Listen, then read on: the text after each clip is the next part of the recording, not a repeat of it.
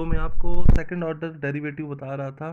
Suppose मैं बता रहा था d square y by D x square कैसे फाइंड करते हैं, y is a function of x. Okay, तो second order derivative, third order और nth ऑर्डर, ठीक है। तो इसमें अगर आपकी पैरामेट्रिक फॉर्म हो, suppose f is a function of theta, y is also a function of theta, correct? You have to find d square y by dx square. ये parametric form में आप कैसे फाइंड करोगे?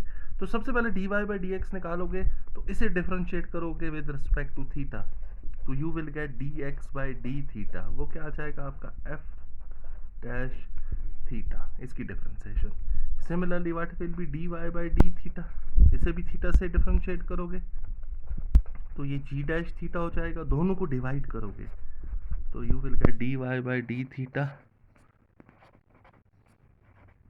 d theta and d theta cancel, it will be g dash by f dash theta आ जाएगा।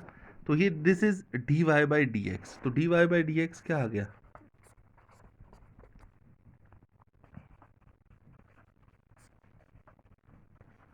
ठीक है, ये आपका dy by dx आ गया। Now you have to find second derivative. तो इसका सेकंड डेरिवेटिव कब निकलेगा?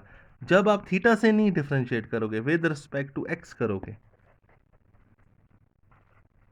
क्योंकि d by D X of dy by D X बन जाएगा d square y by D x square. आप अगर इसको x से डिफरेंशिएट करोगे तो इसमें क्वोशंट रूल लगेगा, एक तो ये डिफरेंशिएट होगा, ये जैसे भी डिफरेंशिएट होगा, ठीक है।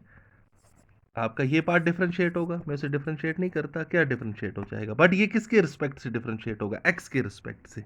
This will differentiate with respect to x, और साथ में पर क्या आ जाएगा? d theta by D X, क्योंकि आपको थीटा की वापस डिफरेंशिएशन करनी पड़ेगी विद रिस्पेक्ट टू x, ठीक है। ये तो with respect to x differentiate होगा, तो ये जैसे ही क्वोशंट रूल, प्रोडक्ट रूल, जो भी यहाँ बनेगा ये उससे डिफरेंशिएट होगा, साथ में क्या आएगा? But d theta by D x. अब d theta by D x की वैल्यू कहाँ से लाओगे? dx बाई डी थीटा होगा आपके पास, तो d theta by D X उसका रेसिप्रोकल आ जाएगा, ठीक है। तो second order in parametric form ऐसे डिफरेंशिएट किया जाता है। मैं सिंपल एग्जांपल देता हूँ। Suppose x is a sin theta, y is b cos theta, you have to find d square y by, तो सिंपल सबसे पहले क्या निकालोगे? dx by D theta, a sin theta की क्या हो जाएगी? a cos theta. यहाँ से क्या फाइंड करोगे? dy by D theta, b cos theta की क्या आ जाएगी? Minus b sin theta. अब दोनों को डिवाइड करो, dy by d theta upon dx by d theta. If I will divide, I will get dy by d theta upon dx by d theta minus b sin theta by a cos theta. तो ये बन गया आपका minus b bye ए tan theta बन गया। Now dy by dx। अब इसी का सेकंड डेरिवेटिव निकालना है, तो I have to differentiate with respect to x। तो यहाँ से क्या आ जाएगा?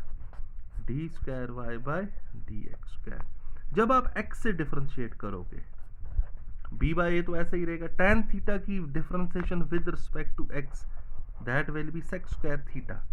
अगर थीटा के रिस्पेक्ट से होती तो sec स्क्वायर थीटा आता, बट ये विद रिस्पेक्ट टू x आ रहा है, तो साथ में थीटा की विद रिस्पेक्ट टू x फिर करनी पड़ेगी, साथ में डी।